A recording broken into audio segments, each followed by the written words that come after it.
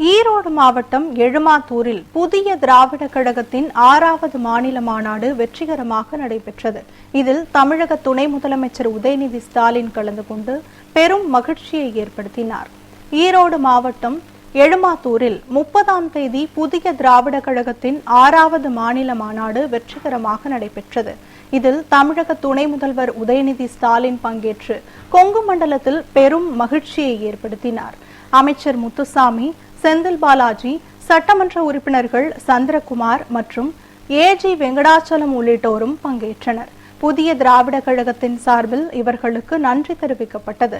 2026 தேர்தலில் திமுக கூட்டணி வெற்றியை பெற புதிய திராவிட கழகம் முக்கிய பங்காற்றும் என கழக தலைவர் ராஜ் கவுண்டர் தெரிவித்தார்.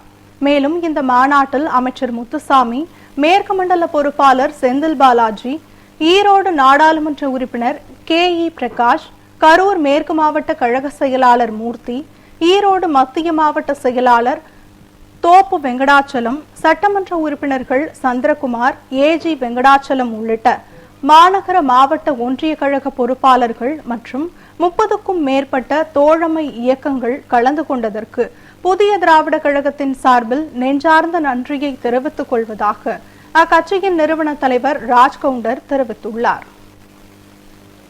மாநாடானது கொங்கு மண்டலத்திலே மிகவும் பெரிய எழுச்சியையும் அனைத்து மக்களிடையும் ஒரு நல்ல நம்பிக்கையையும், கட்டாயம் சமூக நீதி இந்த நாட்டிலே நிலைநாட்டப்படும் என்ற நம்பிக்கையும், 234 தொகுதியிலும் திராவிட முன்னேற்ற கழகத்தின் தலைமையிலான கூட்டணி மாபெரும் வெற்றியை பெற்றுத்தரும் என்ற ஒரு உறுதியை அண்ணன் உதயநிதி ஸ்டாலின் அவர்கள் கலந்து கொண்டு சிறப்பித்ததே இந்த மாநாட்டின் மிகப்பெரிய ஒரு பெருமை. அது மட்டும் இல்லாமல் தமிழகத்திலே வாழக்கூடிய அனைத்து மக்களின் பார்வையும் இந்த கொங்கு பகுதியிலும், குறிப்பாக நேற்று நடைபெற்ற மாநாட்டையும் இன்று பேசும் பொருளாக, தமிழ்நாடு முழுவதும் பேசும் பொருளாக இன்று மாறியுள்ளது.